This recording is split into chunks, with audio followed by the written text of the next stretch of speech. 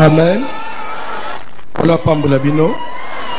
Tozo leka na liloba na Nzambe.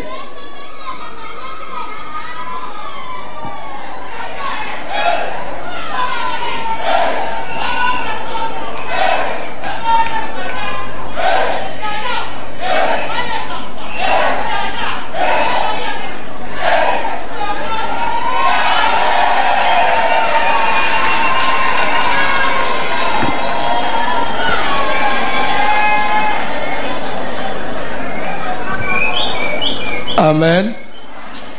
Yango confinement elo kwa koyina libela na vie. Confinement. Oko kufa yomo onanda ona ba stress. Ngo kufinanda bako corona te. Ba stress. Ba tumsuba kufina confinement izate corona te. Kola pambula yo. Tema na biso ezali destruction des influences diaboliques dans nos vies. Totalement que influence ya liboso na vie ya mutu eutaka na famille tameli. À partir déjà ya musisa na ye, Satan akoki déjà pour détruire vie ya mutu. Les restes nyonso ekomi koya wana ekomi koya après.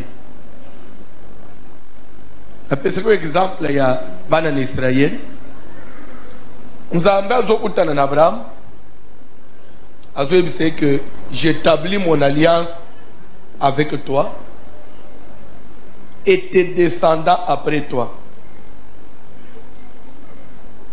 en vertu de laquelle je serai ton Dieu et celui de tes descendants après toi. C'est-à-dire que Abraham azobota bana bazobota manakati na alliance ya sasala na Nzambe que bana wana ils n'auront pour Dieu que Nzambe oyo Abraham asala na alliance bakoki ko changer le côté pe Nzambe tiena mube tout mal parmi vous sera circoncis. C'est ça le signe de mon alliance. Et celui qui ne sera pas circoncis sera puni de mort. Et qu'au botamin Abraham, au boy circoncis au koufi. Donc, influence à l'ibosson à vie à mout, et de famille à botam. Et belé à makambo batubazo bik, avant même, oh non, na tangi classe, et vraiment, na salabazo bundi sangay, et vraiment na libana na kei, d'abord c'est ta famille. Ozo bik na ba influence à l'ibotana. Na ko sepe la Hollande sont très bien. Total, il s'agit que les rabbins n'ababot tamaka, Nzambe, anandenga tindela abatuna muki. Mutuna mutobo tamaka na étoile na yi. Mais mukilio tozoya, famille yozo botam, bakoki même étouffer étoile Nzamba tchepa na yi. Tomoni na Matthieu chapitre 2. Bible dit que Jésus étant né à Bethléem en Judée à l'époque du roi Hérode. Ba mage ba outi na Orient, voyez où est le roi des Juifs qui vient de naître. Donc, abotamina bokonzi na ye na étoile ko utamela Nzambe azana no bébé. Ba mage ba yeba adorer ye ba langi étoile. Hérode azoto na roi des Juifs bokonzi mususu abotamia na royaume yanga ye. Ok. Bokende. Bozo ba renseignement nyonso. Ikolona ye après boye boye informer ngai. Comme ça, kapena kende ko adorer ye. Mais en réalité, azokende ko adorer ye te. Idée na ye aboma ye. C'est-à-dire que mutoko botama Nzamba tindele ndenge mususu. Mais mukili étouffé et Nzamba tchepana. Soki Nzambe azo aba précaution te ya kosolola na Joseph na Marie na ndot boki misa mwana malgré qui étoile ya roi abotama inangu alingaka kufa pe nga salelo kote bana musuba kufa ba bébé bakwa kozana batu minene na mukili awo me ba elimina bango tamusu na makamu musoku tana famille mama na bango asala iboy ere papa na bango asimba papa na bango na nzoto papa na bango ifisaki yo kusimba ka bana te mwana azoleka me oyebi lo mwana alinga azala te malgré toi la yenango esali le ote famille loba na nos famille lelo le sous landanga très bien oza minute muke tamuso zo tambula na mukili uzomona kama kama ndenge uzomona ngo ozoyeba teke mukili eza nini. Deuxième livre de Samuel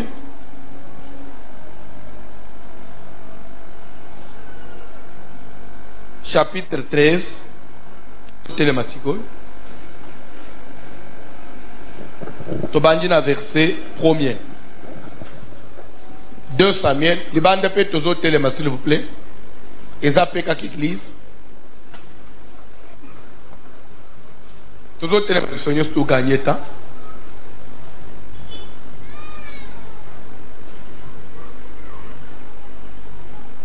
tozo Téléma s'il vous plaît.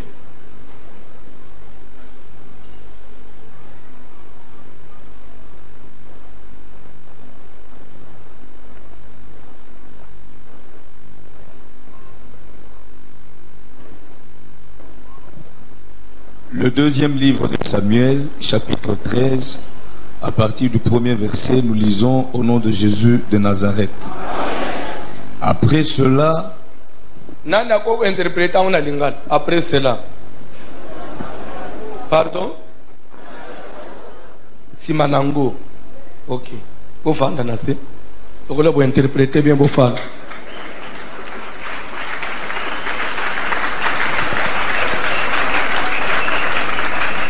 Bandela papa.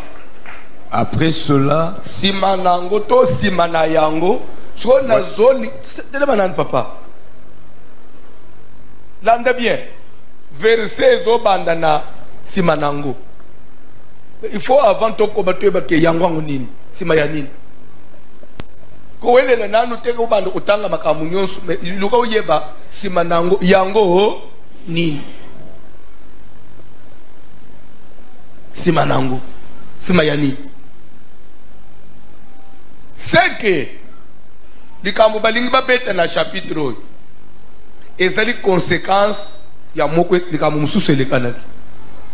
C'est comme pour vous dire que vie na scène amoy ezali succession des événements, ezali conséquence ya passé so oyebite lobby et cause la conséquence ya we salami lelo nzamba sala mukili bon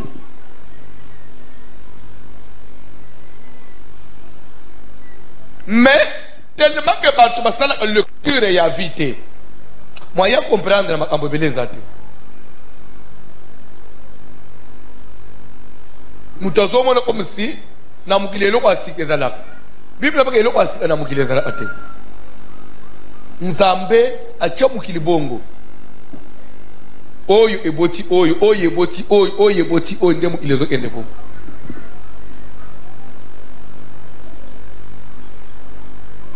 Amen. Je vais vous dire une chose. Même na etambu sameli ya mboka ndenge tofanjao eloko tozobika lelo ezali conséquence yaba oba gérer ilobi auto obika le on ça va bazo gérer la vie c'est comme ça, même chose dans la famille, même dans une société.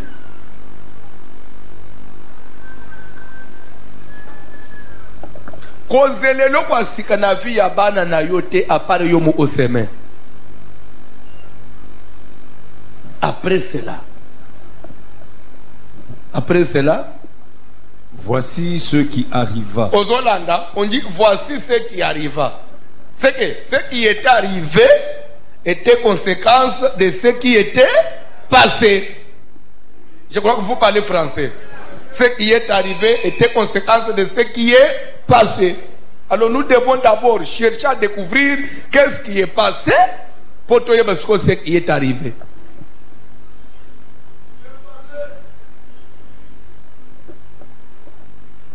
C'est quoi tout ça sont en nation. Tout ça qui est dans le chapitre de Papa John. Tout ça sauté. Tout ça qui est dans le 11e chapitre. Tout ça qui est dans le premier verset. Rapidement. L'année suivante, au temps où les rois se mettaient en campagne, l'année suivante, c'est que l'année où il ah, ce qui année passée, ni soit les canaki, donc il n'est plus loin. Donc ce qui est l'année suivante.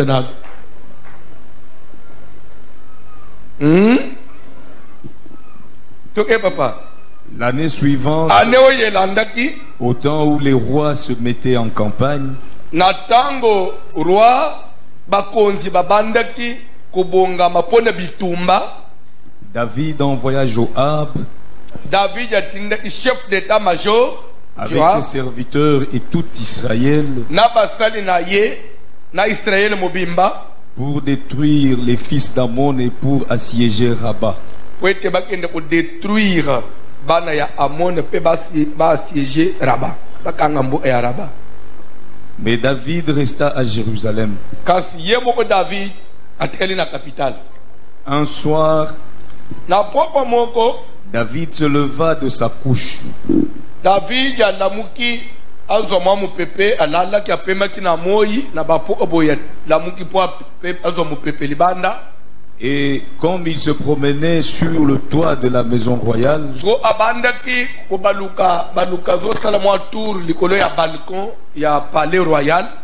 il aperçut de là une femme qui se baignait.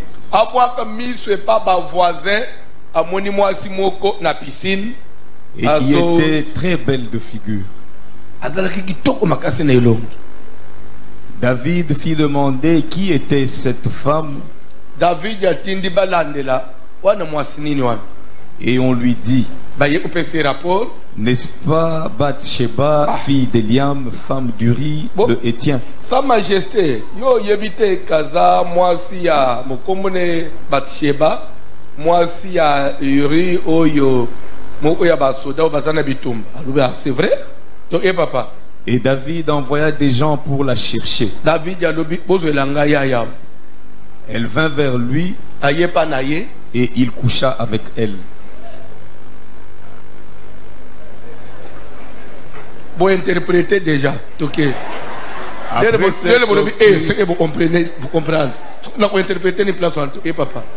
Après s'être purifié de sa souillure,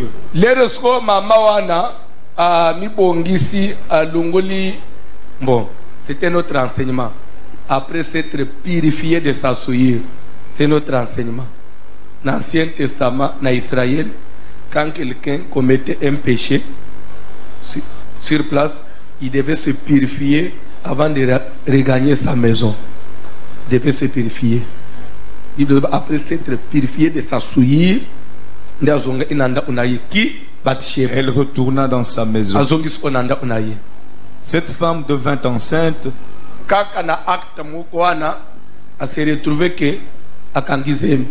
Et elle fit dire à David, je suis enceinte. Alors David expédia cet ordre à Joab.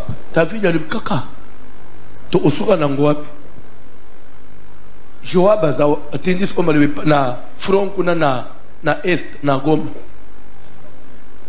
Et pas chef d'état-major. Envoie-moi Uri le Hétien.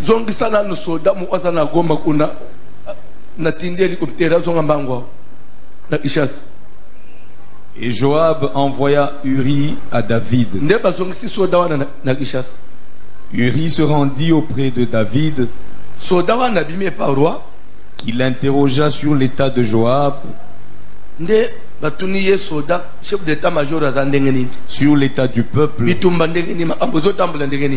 et sur l'état de la guerre. Rapidement, papa. Puis David dit à Uri, descends dans ta maison zonga na ndako na yo et lave tes pieds. kende osokola. Uri sortit de la maison royale Uri abimi na ndako ya roi. et il fut suivi d'un présent du roi. Lere kaka zobima amona bazohele cadeau enveloppe ya munene o roi apesi enveloppe. Mais Uri se coucha à la porte de la maison royale. D'abord soda wana trouva un suspect. D'abord niveau na ngai na roi. Si fois benga akobenga taba colonel. Ngai liki ya pam. Mbala mo roi abenga ngai.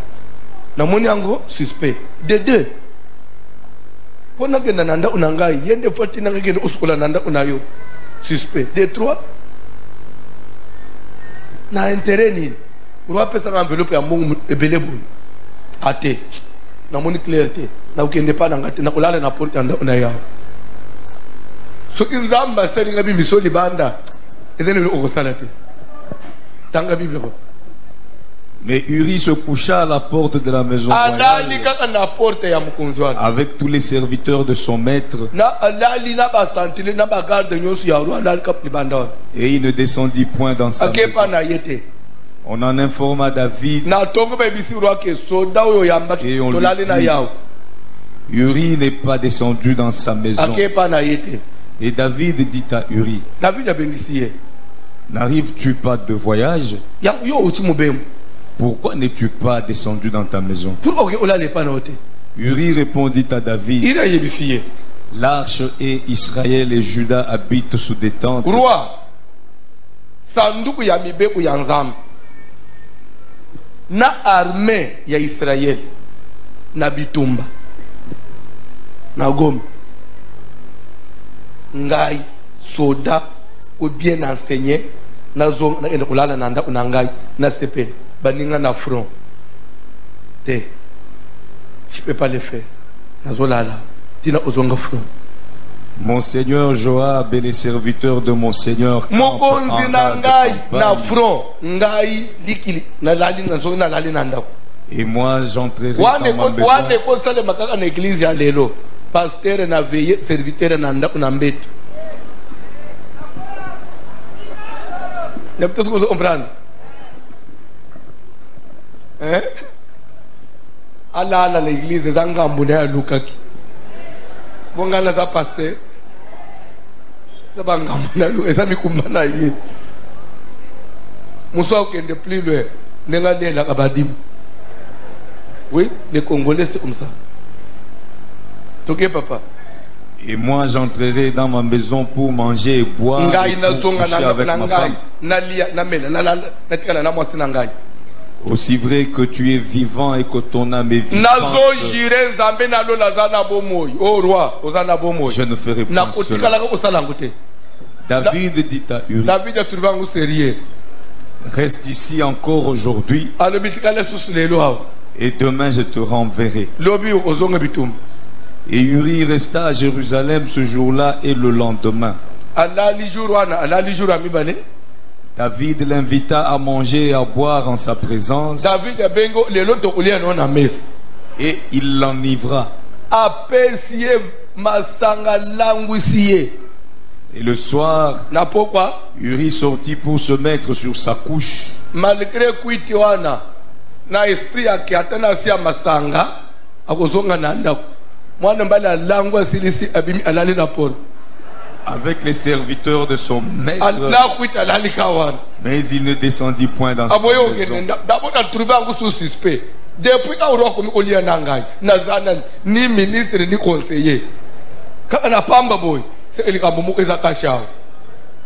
Le lendemain matin, David écrivit une lettre à David a siliki à sali lettre. Le chef d'état-major et l'envoya par la main d'Uri. Oui, okay. Il écrivit dans cette lettre. Oui. Placez Uri au plus fort du combat. Bozo garçon, bocheye place à suspect. Na bitumba. Et retirez-vous de lui afin qu'il soit frappé et qu'il meure. Joab, je vais vous dire une chose. En politique, il y a beaucoup de choses. En politique, il y a beaucoup de choses. liwa mutu c'est tellement en politique sont des choses planifiées. C'est pourquoi ce qu'on a makila ba politicien te ko côté politique te. Bon voici le maya ko sala politique te. Na ko sala te. Na ko te. Ngai na ko sala nini? Kaka wana sukelia. Oh, ya banga ka ui na banga na njimiao muno kwa pamba chiak na njimi muno kwa pamba na banga sana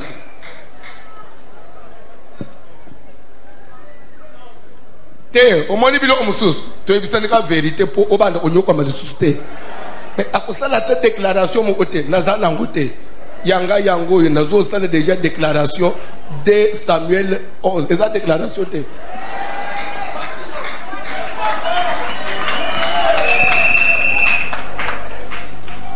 na biteski na kokoba comme ka to fande te nanda ona uzo kanisela ngama ka musu naza kona te o tozo mona neta a couvrir na couvra ke lo côté nenga uzo mona ngao nde mobimba nyosi yango naza pasteur tout court ulingo ya kulukanga yelanga ndoto papa na lala kina loti bazola nangamba na justement ila isinini oh les sikoyo parti politique bo kaka papa John tanga biloko Joab en assiégeant la ville plaça Uri à l'endroit qu'il savait défendu par de vaillants soldats. Joab. Toké papa. Les hommes de la ville firent une sortie et se battirent contre Joab. Plusieurs tombèrent parmi le peuple, parmi les serviteurs de David, et Uri le Hétien fut aussi tué. Verset 26 du même chapitre. La femme d'Uri apprit que son mari était mort. Moi, c'est apprendre à que mobali na ye akufina bitum. Et elle pleura son mari.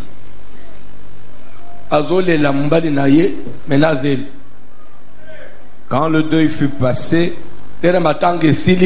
David l'envoya chercher et la recueillit dans sa maison. David a dit en tout cas, moi si wana tokotika ye bongote. Mbali na kufi pona mboka. Pona ko remercier mobali na ye.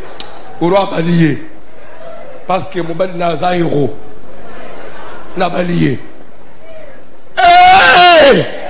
David politique dans makambo ebele bandeko so na minute on yokolo bani batu nyoso bali en tout cas roi za na raison au ira ku feli mboka est-ce que ira ku feli mboka ira ku feli mboka ira ku feli mwazi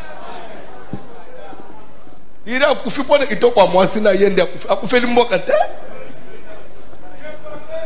bantu musuna mboka auto da wa akufeli mboka akufela mboka te na kangi parenthèse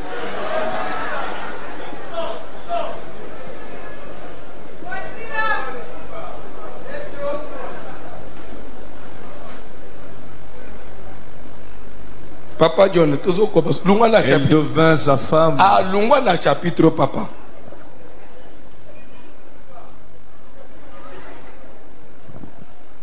Chapitre 12, le premier verset. L'Éternel envoya Nathan vers David. Awa batisheba komi mwasi ya roi bapesiye na ndakwa munene mutu kambala moko na bagari zo bantuka mwasi ya hero mboke remercier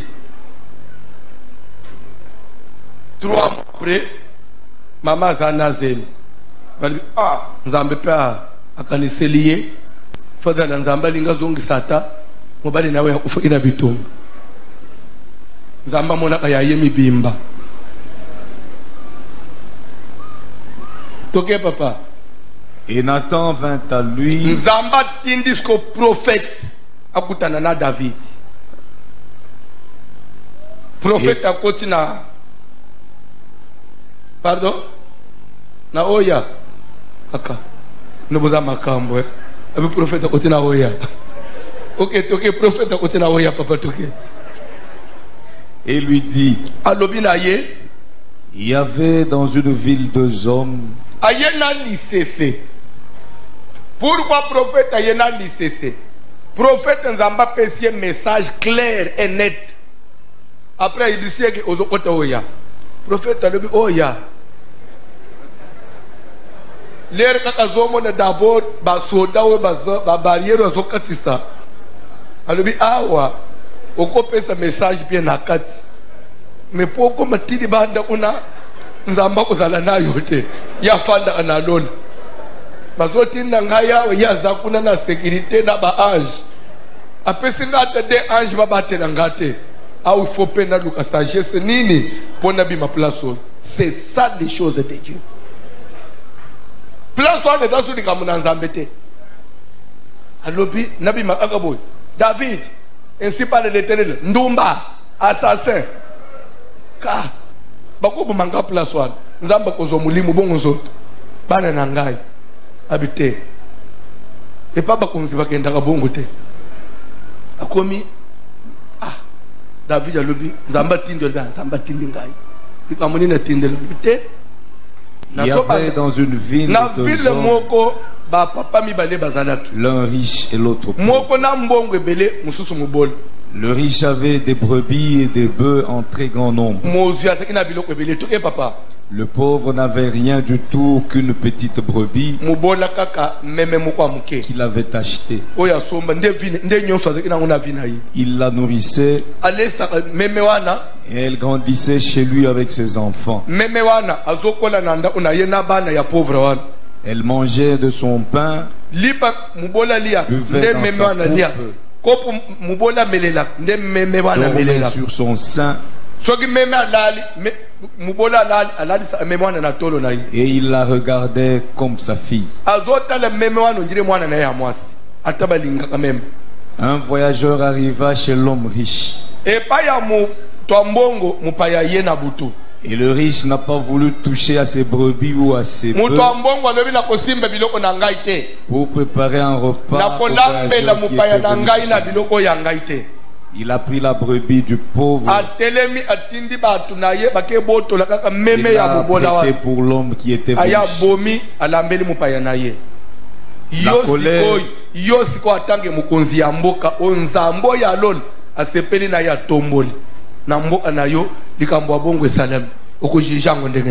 La colère de David s'enflamma violemment contre cet homme. Et il dit à Nathan,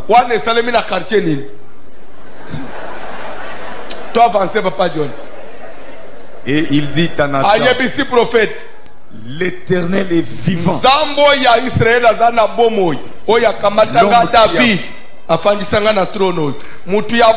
L'homme qui a fait cela mérite la mort. Et il rendra 4 brebis pour avoir commis cette action et pour avoir été sans pitié. Et Nathan dit à David, tu es cet homme-là. Ainsi parle l'Éternel, le Dieu d'Israël. Je t'ai oint pour roi sur Israël. David yo zala inan. David yo nana yebaki yo. David yo nana ko chayoka. Yo David yo takina makasi. Même famille na yo ya kozwa minduki ko beta Saul po yo ko maroa. Ngai nzambe na Israël na yo ko otayo na zamba. Place au bande ko batela ba meme papa na yo. Et je t'ai délivré de la main de Saül.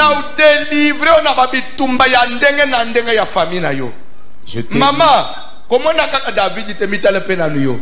Yo zalakanani.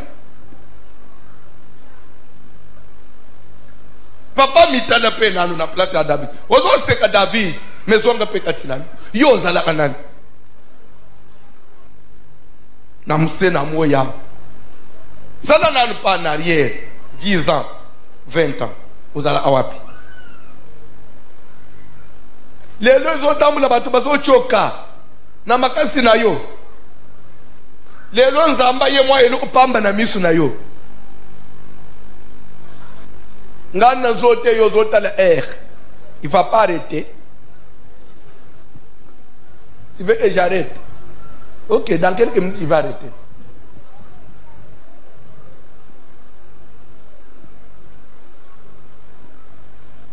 Ozala kanani tala condition nini yo tangela classe condition tangela classe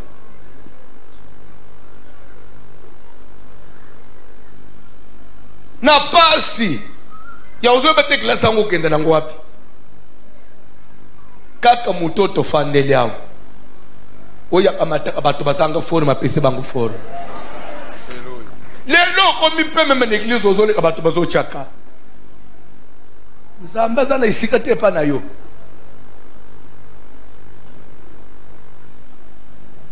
tanga Bible papa John. Je t'ai mis en possession de la maison de ton maître. J'ai placé dans ton sein les femmes de ton maître. Et je t'ai donné la maison d'Israël et de Juda. Et si cela eût été peu, David, j'y aurais encore ajouté.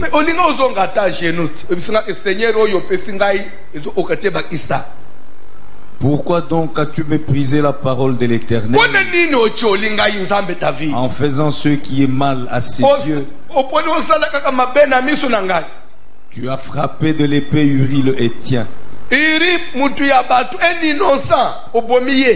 Tu as pris sa femme pour en faire ta femme. Et lui, tu l'as tué par l'épée de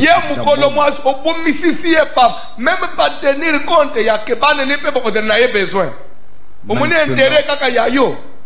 Maintenant, l'épée ne s'éloignera jamais de ta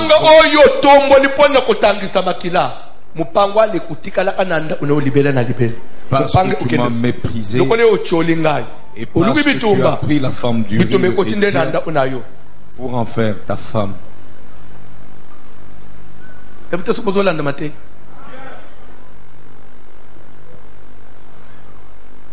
Sautez papa, chapitre 13, tu vas jusqu'au premier verset. Aujourd'hui, hein? Ok. Après cela, si Masiko y a entretien, il y a Nathan à David. Basilicite, Nathan Bimiaki. Talas Oye y a Elandaki. Absalom, fils de David,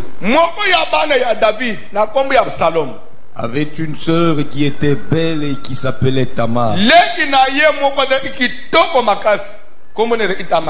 Et Amnon, fils de David,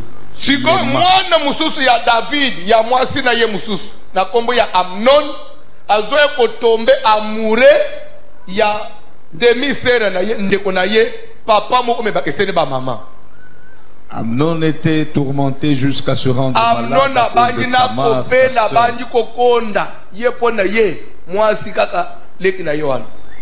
car elle était vierge.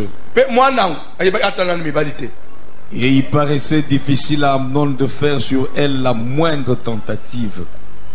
Comme pour dire que si elle n'était pas vierge, ça n'allait pas paraître difficile. C'est ça. C'est ça, hein? Place. Amnon avait un ami nommé Jonadab. Yo, moi ne m'en suis mobile. Ulinga ba camarade, ya bana mi ban. Ah, mama bino mona kama be partout. Mais yo zali mabeza musika lisusu. Papa natei mabe.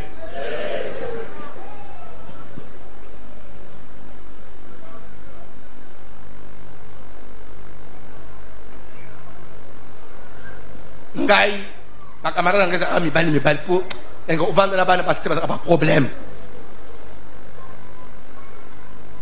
mbali ba problème te ba on Saint-Esprit Papa Jonathan Gabi. Amnon avait un ami nommé Jonadab Amnon, fils de Chiméa, frère de David. alingile kilaye, mais yepe na makambo pe azape une expérience te. Azoku fela nanga na motema. Mais avec na camarade moko. Ba camarade, maman, papa, yeba mwana nini fréquente ka mwana nayo. Yeba ka mwana nini fréquente ka mwana nayo. Et quand ba uti na classe 30 minutes après mwana na côté. Yo mi kono nyoso epa na ngai. Epa na mino ono besoin te.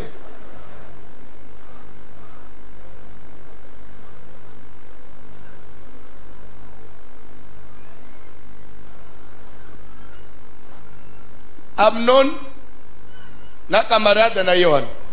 Esa kimi mibali. Muninga ya mubali ya mwana no ya mubali akobebisa mwana no ya mubali. Muninga mwasi ya mwana no ya mwasi akobebisa mwana no ya mwasi. Parce que tu peux dire à Bazana Bango, kaza camarade na ya mwasi. Mais oyebi vie na éducation ya kola na ngote. Par rapport ya oyo pesa na bana na yo. Ça viendra influencer la vie de tes enfants. Et belé ya batu musu babeba na mukila bana bas soko solole na bango. Je n'avais pas cette vie là. Les camarades ba yeba yobo iti wapi. Yobo ye kula balakila.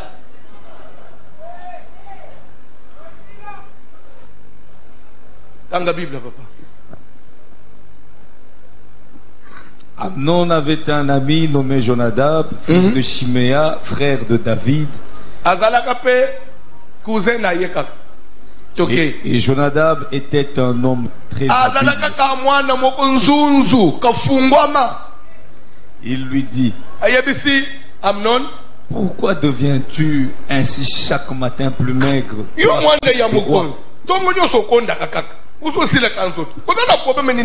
Ne veux-tu pas me le dire?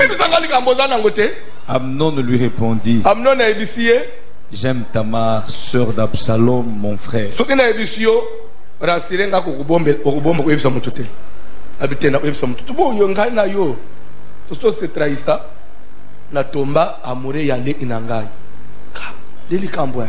Bon petit problème.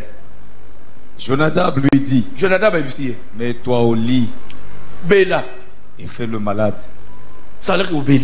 Quand ton père viendra te voir,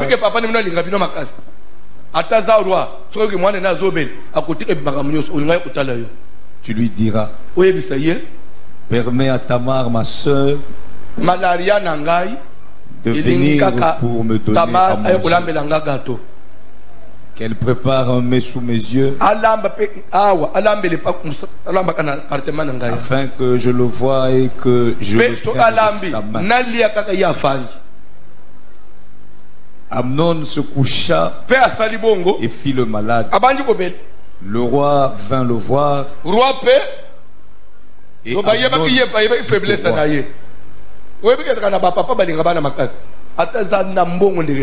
mais pour ses enfants, c'est la vie ou la mort.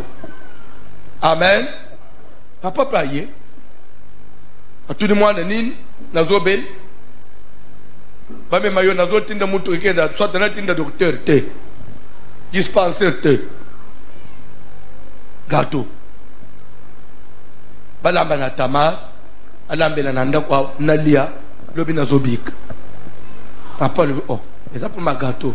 Eza pour mete, azande onayo. Tamar kenda na appartement ya nayo salele gâteau alia total la suki loba koyoka bien.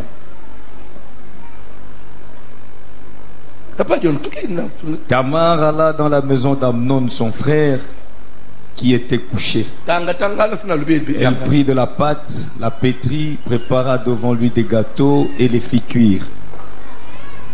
Prenant ensuite la poêle, elle les versa devant lui. Mais Amnon refusa de manger.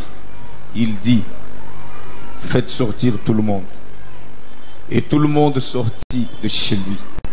Alors Amnon dit à Tamar, apporte le mets dans la chambre et que je le mange de ta main. Tamar prit les gâteaux qu'elle avait faits et les porta à Amnon son frère dans la chambre. Comme elle les lui présentait à manger, il la saisit et lui dit, viens, couche avec moi, ma soeur. Elle lui répondit, non, mon frère, ne me déshonore pas car on n'agit point ainsi en Israël. Ne commets pas cette infamie. Où irai-je moi avec ma honte, et toi, tu serais comme l'un des infâmes en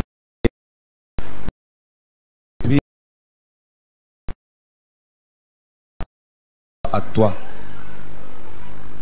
Mais il ne voulut pas l'écouter, il lui fit violence, la déshonora et coucha avec elle. Puis Amnon eut pour elle une forte aversion, plus forte que n'avait été son amour. Et il lui dit, lève-toi, va-t'en. Elle lui répondit, Katawana, chapitre 15, Tosukeliwan, premier verset, au sauté, au tangi verset 13, au kangi Bible. après cela, Absalom se procura un char et des chevaux. Après likambu ya Amnon, likambu muso elangi na famille wana. Absalom, frère direct ya Tamar oba violé na Amnon. Yepe aluki quelques bagarres de papa pesaye, aluki char de combat moko, c'est les rébellions contre papa naye, a mis isolé la province moko, a fandiwana, a mis déclaré roi. Na Israël, a tindeli papa na bango maloba, il faut te pouvoir ngande na omi roi. Soki au tchemutu makas, je t'élimine. Sauter, banda verset 13. Rapidement. Quand vint informer David et lui dit, le cœur des hommes d'Israël s'est tourné vers Absalom. Pe batu nyonso ya Israël bake kote ya mwana wana baboyi roi, baboyi David. Batu nyonso balobi tosepele na yo ke papa na yo.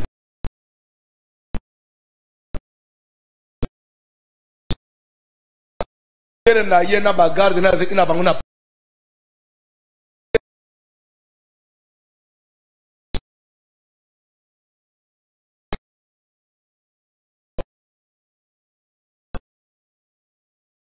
hâtez-vous de partir. azoki manani mwana na ye moko pe mwana tindeli papa na bango maloko alobi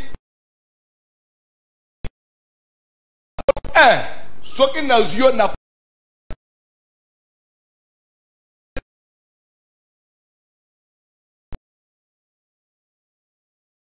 bango na moi esalaki mwana wana ye te akomi na capitale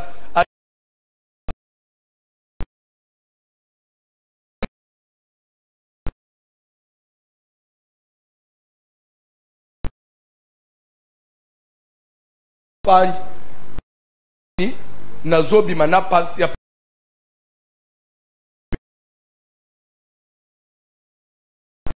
pe batu nyonso ese baye mwana wana bandi kozwa mwasi ya papa na ye moko isere mbaba fanji bazozela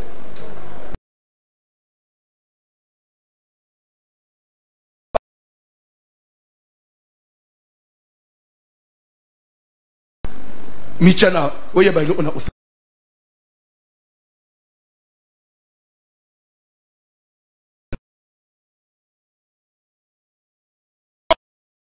bandeli nango eza nini papa.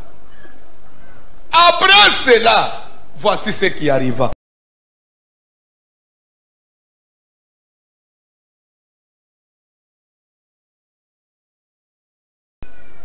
Pourquoi tu as une telle vie? Effort nini yo salina mukilité. C'est de ta promotion, bazana vinini. Et yo lelo zawa.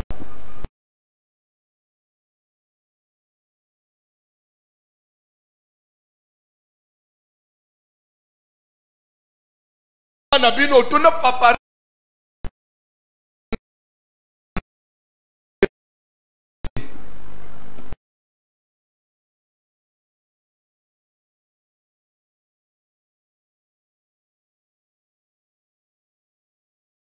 ajina yo ozoela ngo wapi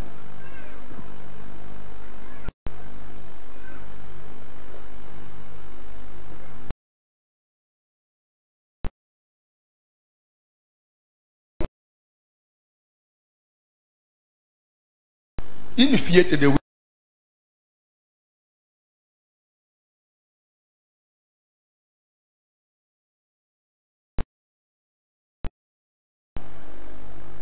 et moi azo sala ba choc za amuke muke akoti koma apesikis ba tubikis s'occuper et chiter ti et kay en dessous akoti pe choc hypoglycémique ba remonter et mati na tuni mwana oina wi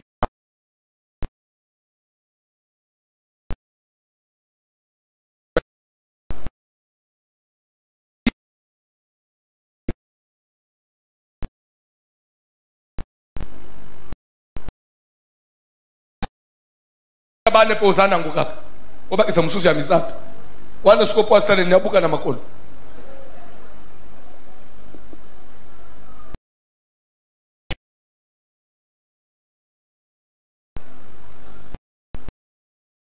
moko nazaki na mboka moko boy libanda ya mboka na tuni nde unangai obundi za ambassadeur grâce ulungu libanda na Afrika bakomi na mboko oyo lelo batu nyonso na Afrika zo bunda nzamba fungula tanzela zo ata mwana moko atinda na poto atanga classe enjula ko kwende famille me ba oya yo nyonso nzamba sel classe baza na poto classe ya ofele bana balingi classe te ata moko zo tanga te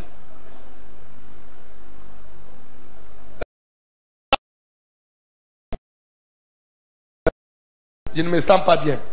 Bonsoir lobby, j'arrive. Bakay. Des fois, bon 2 jours, papa y est pour le cabazate, après bakimi les sous. Natuniye ezapamba. Oh non, bana bazo yokate, et me poto, non.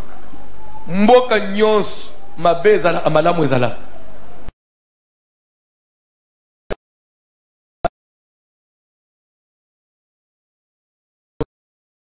Mais pourquoi baoya yoyo ozana balingi classe?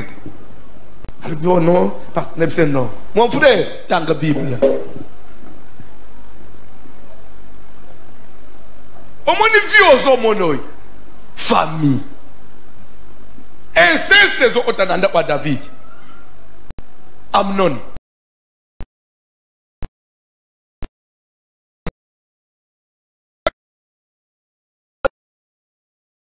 Intéressé que la ligne aboya Amnon. Mais moi aussi yo kaka leki na yo.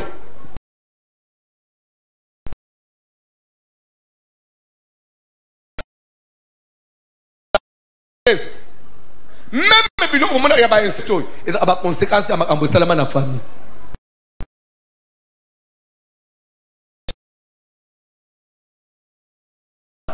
Oso souffrir pourquoi? Mituna, qu'est-ce qui est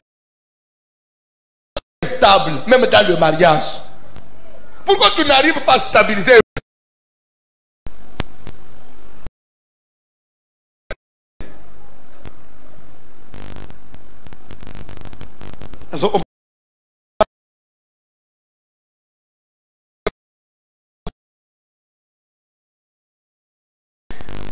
Il va nous présenter un mot.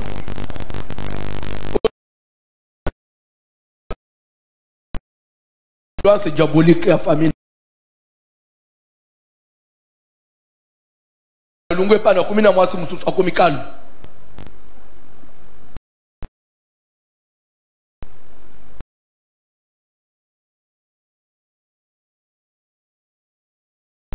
Elele ozana mbongo ezate.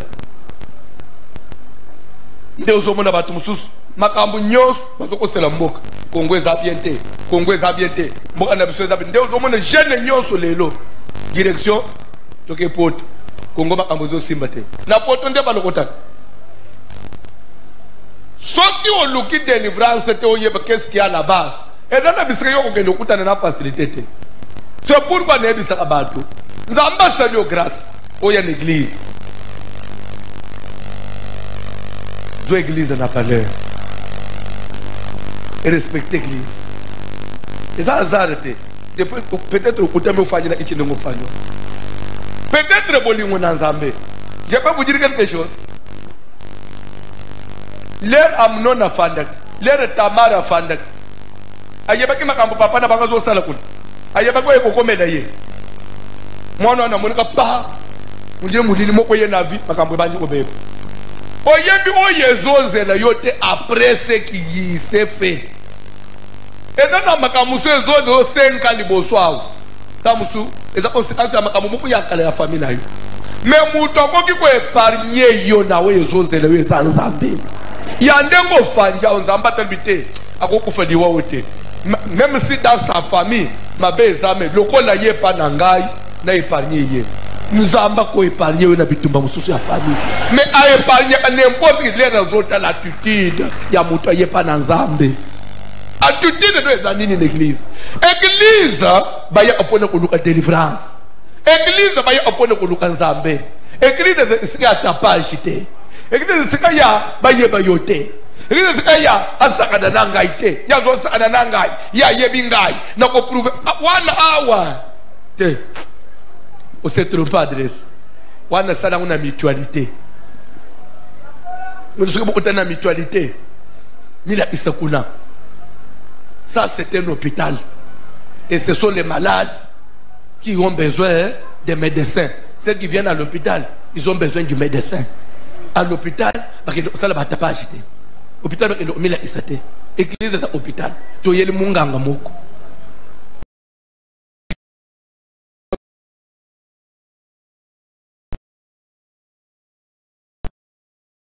Quand on peut faire une église, on ne peut pas.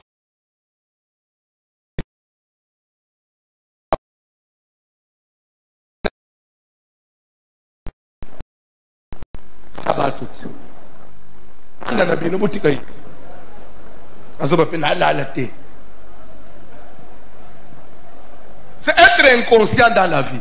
C'est vraiment être inconscient. Tu ne sais pas ce que tu fais. Namukili ko tambula bongote. Omoni Uri David a menisé na masanga. A rendu à inconscient. Même Nassé a quitté ce monsieur là avec un conscience n'est pas place. David croyait que ce gars-là va s'embrouiller. Non. L'Éternel est vivant. Ton âme est vivante. Aïcha n'azame n'azamba. Ngana nani nanda. Na quitté n'angai na aussi c'est l'angoisse. Mais ce qui montre ça n'a quitté ça se maîtriser. Yo dans l'état normal tu ne comprends rien mon frère. Au temps normal. Recours ni yo salité. Ba dossier ni yo landité. Dossier ni so yanda, ça se bloque. Recours ni so ça se bloque. Ba relation ni so zana, rien ne tient. Tu ne fais que des promesses et des promesses. Ba na bazo call finalement. Ogende na fi wapi? Oyo zeleki na una maboko, ezokende na osil. Tikanza mbo yeli na place oyo, ayokele yo ma. Nazolinga na disungi na nzambe semeno lisusu edere semena olanda matebie tozo bota banat eza po enjuri bana na basunga yo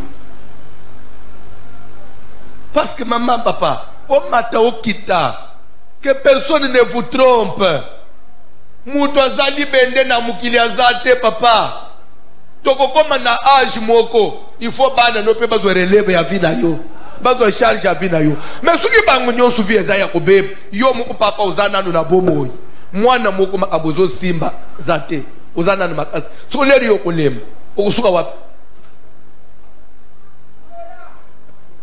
tepta so bozo landa mate toko ko balobi botele malikona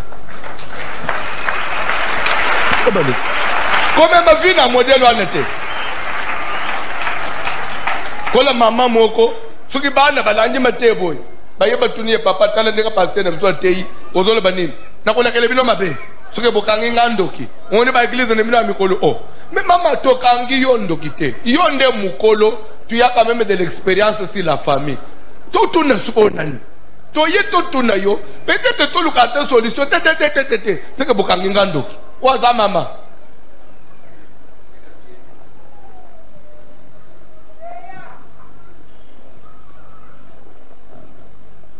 so lere makambo ezolanda bana David bakutuna nani na tunyo bana David fo batuna nani neti sikoyo ukutuna nani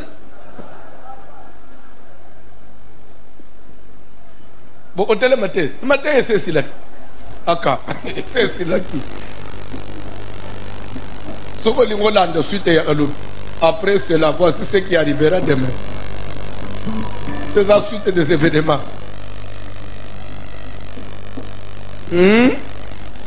Maman, bon, hôtel matin, hey.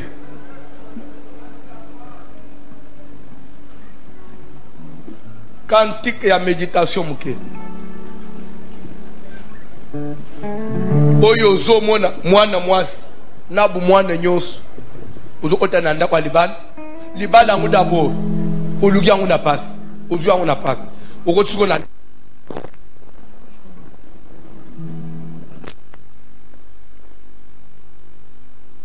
bo matana hôpital oyo bokita hôpital.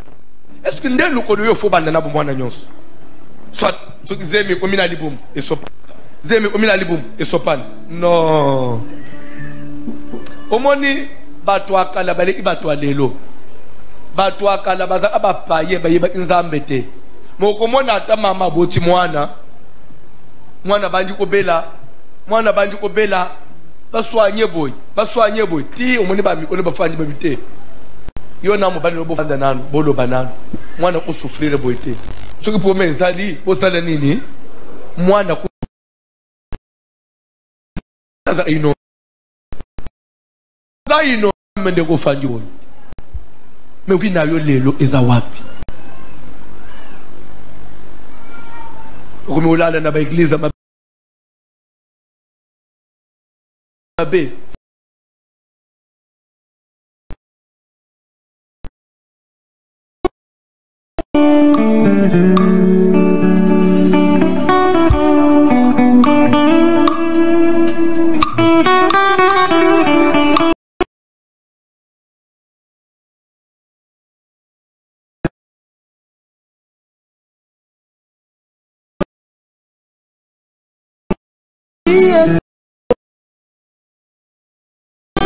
yes.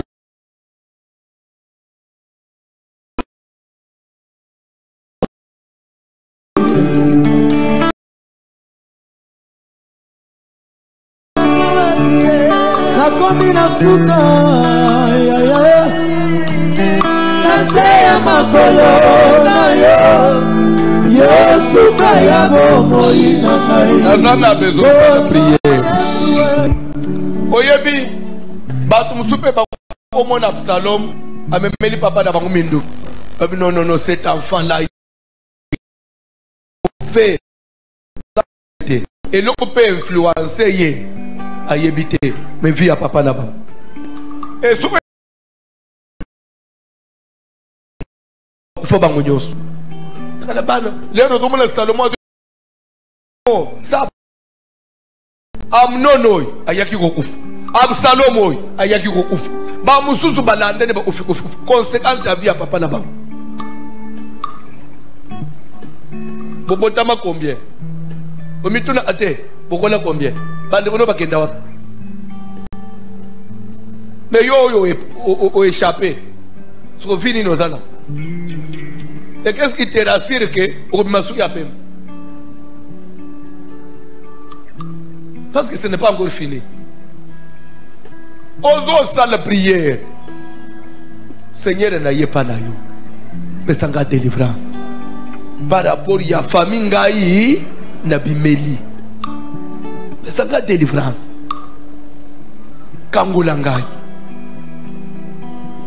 penza délivrance à solo to sambele la ombo na Jésus sans la prière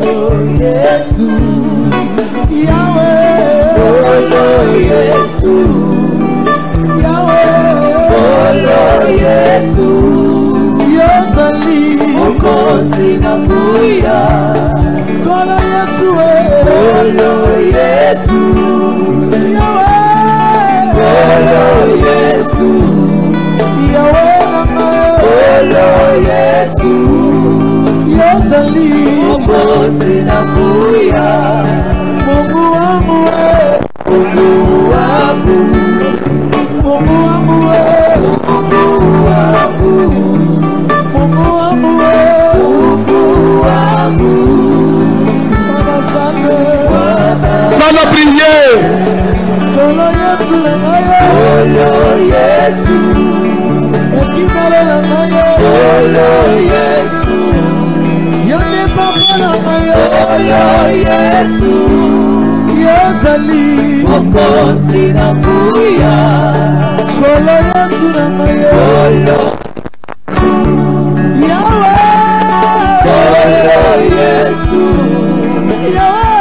Sambela Kamba Kangola yo la famille yo botami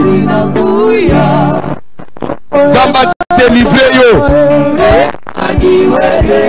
famille paix yo etondani na famille makambo makasi etondani na famille famille na bino famille mape bato ya mayele lelo bezosimbeza te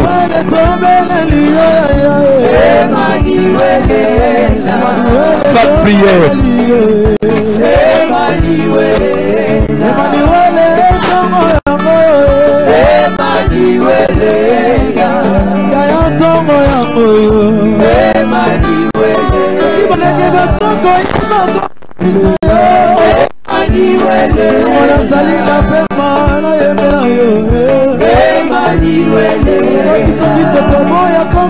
sans la prière.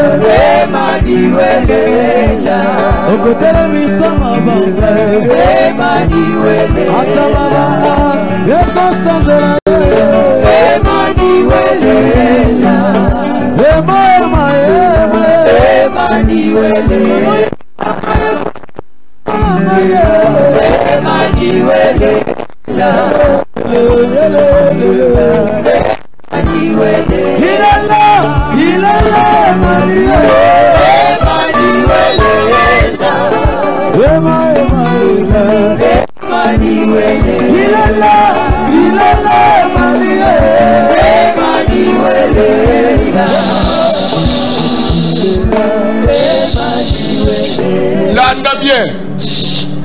Tuna batu ya mboka ba yebisa yo. Tuna batu ya mboka ba yebisa yo. Omoni meme na mai yo. Na mboka o bakangi mutu na ngando na mai. Sikaza na problème. Oko kota zamba. Soki kota kutani na lion. Omoni lion apati. Si tu n'as pas omoni kota zamba. Lion azolanda yo. O nyoka landi yo. Eza apamba te. Parce que place wana zamba wana bato ebele baleka. Mais pourquoi nyoka landa ka yo? Mai wana bato ebele bakatisa. Ka pourquoi yo ngando akanga yo? Ndenga moko na uzomona na mukini. Oh mama komi na cancer à libere. Na pone nini? Komi na cancer à matrice. Pone nini? Oh papa bakangie na prostate. Pone nini? Pone nini? Bakango na prostate pone nini? Ndega tozo tambula bo eza biloko chemema na mutu na yote po okozwa yango te biso toyepa na nzambe okozwa yango te. C'est pourquoi tozo luka délivrance soki na famille na bino makambu moko ya flou eza eri ya koluka nzambe yango nzamba kangulo na ténèbre wana na radio wana yo kozwa yango te au nom de Jésus. Soki meme ebongisamaki na famille tikakende musika na yo loboko na nzambe simba yo nde prière ozosala Seigneur kangola ngai ya libota na ngai kangola ngai na balwa ya famille na ngai nga nakobela cancer te nakobela sida te prostate te diabète te sala prière obela kopona ni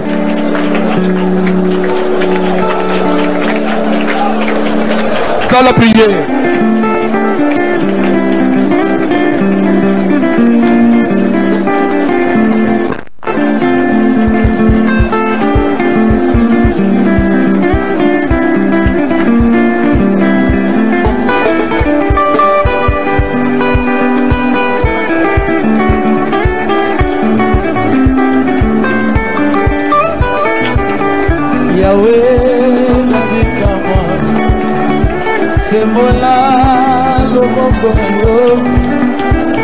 Matonyoso mamona yango akumisa komona yango Yahweh nabikama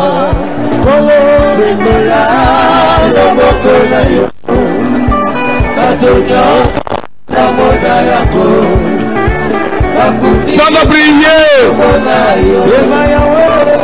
Yahweh nabikakwa sembola loboko na yo bato nyonso bamona yango bakumisa kombo na yo Yahweh nabikakwa sembola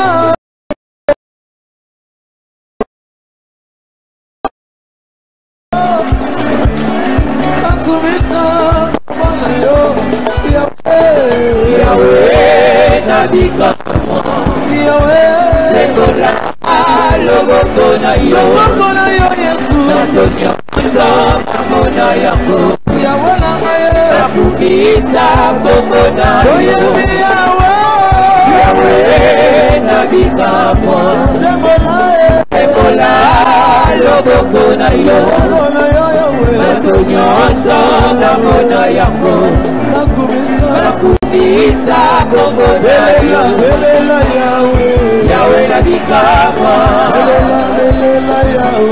Yahweh nabikakwa Yahweh nabikakwa Yahweh nabikakwa Yahweh nabikakwa kitisaki moto Yahweh nabikakwa Yahweh nabikakwa Yahweh nabikakwa Yahweh nabikakwa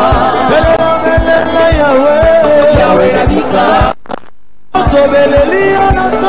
Yahweh nabikakwa Yahweh nabikakwa tokomi na suka na kriyosa Yahweh nabikakwa Yahweh nabikakwa Yahweh nabikakwa Yahweh nabikakwa Yahweh nabikakwa Yahweh nabikakwa Yahweh nabikakwa okitisaki moto Yahweh nabikakwa Yahweh nabikakwa Yahweh nabikakwa Yahweh nabikakwa Yoka obandaki na yo na ère adoration Exode 20 kuna nzamba zoloba ke je suis le Dieu qui punit les iniquités les enfants jusqu'à la 3e et 4e. C'est-à-dire que okobika makambo pas seulement ya bapara yo ya bakoko na yo ya bakoko c'est dans la Bible mutoko se yo teke lorsque quelqu'un est en Christ qu'il est une nouvelle créature. Toi tu n'es pas en Christ, pourquoi ozobika makambo ozobika ba nyo stozo kundelelo bazan Christ te en Christ ango yo alisike po kotina ba pesio ichofanji nde mbala mo makambo isili soki muto luki nzambe ta zu conscience te po kotina église soki na famille na bino liwela ndaka bino oye awo tika nzambe akangula yo na liwa okufa na bumwana pona ni papa bota la photo yanan o sere na bino bande osambela na ye asalika crise akufa au nom de Jésus.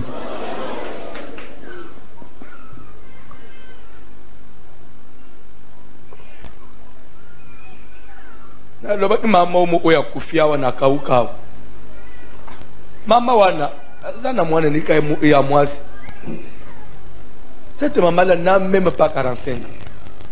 Azwe prier pasteur tuzabiska uvandate papa nangai musala mwana 6 classe musala ocha na ba prière l'état bazo sunga bazu mois 40 bazu inda na confinement na mois de mars nda wana babimaki nda ko eziki tout eziki maman na ko supporter te crise ya estomac o estomac etoboki ya kufi otikisu mwana ngusuna condition ni lisusu omoni même ba makamuso ezolanda liwana yo nde bazolo tozoye pas na nzambe tomona kapelo loboko na nzambe ozo sambele pe ozo mona ça rassure te depuis likambo moko etelema changement ozo na yo moko lali na se ozo sa la prière maladie etika yo chômage etika yo makambo ezo simba te seliba elungo pe na lo pa na yo ukutokutika na teka likambo moko finalement la vie c'est quoi? Ozo salape moto na nzambe kita instabilité yozo batelemi na bino ebima stérilité bima il faut sunga makape pa na nzambe to sambeli na obo na Jésus moto noka lokola mvula ansala prier penga na kufa malade baka makasi etelemi na nzela na yo au nom de Jésus Christ ebima ekende musika bandoto abipembe bandoto batu bakufa ebima mibali ya butu bakende basi ya butu babima bandoto ba poursuite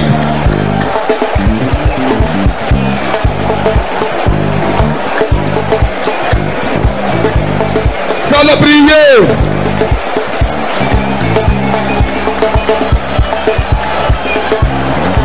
sans la prière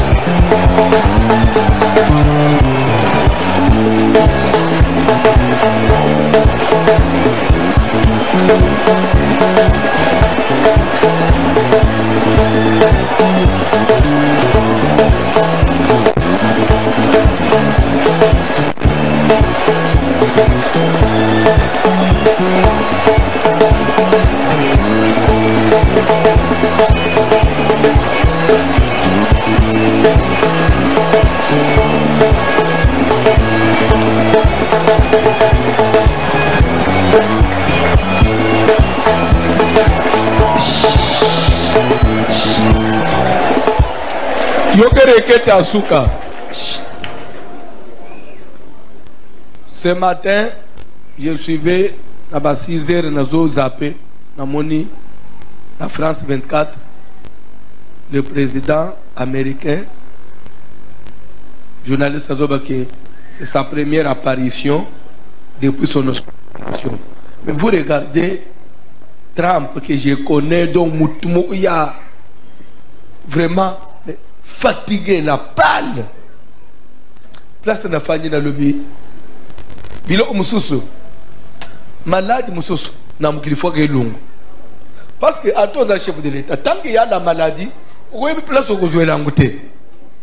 C'est-à-dire, on a famille. Quand vous vivez dans une famille où il y a des problèmes, tu ne sais pas un jour pas pointer nan. Comme si tu es à l'abri. Comme si tu es à l'abri. Ndé au monde qui Mardocha ne t'imagine pas. Parce que toi tu es dans la cour du roi et que tu seras épargné d'entre les juifs. Parce que ceux qui tombent, même dans la cour du roi, tu peux aussi mourir. Mais il y a encore Trump.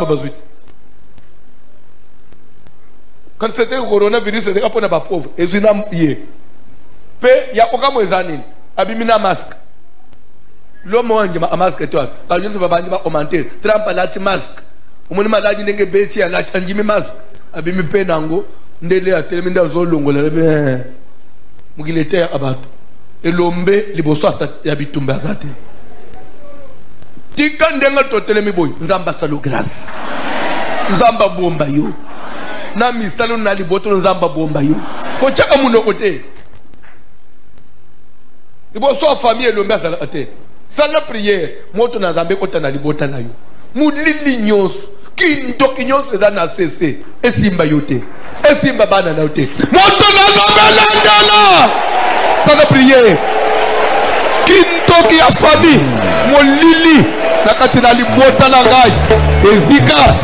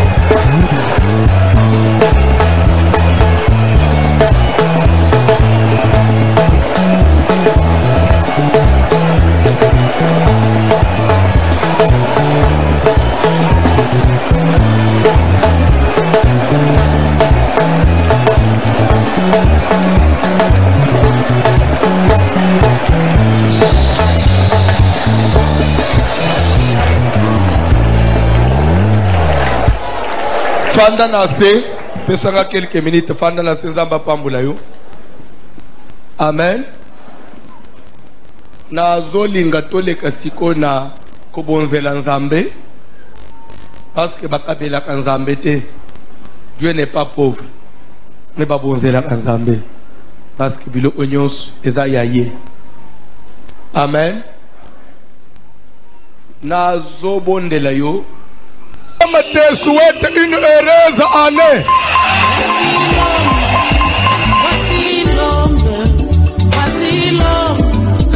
Voici l'homme de gloire.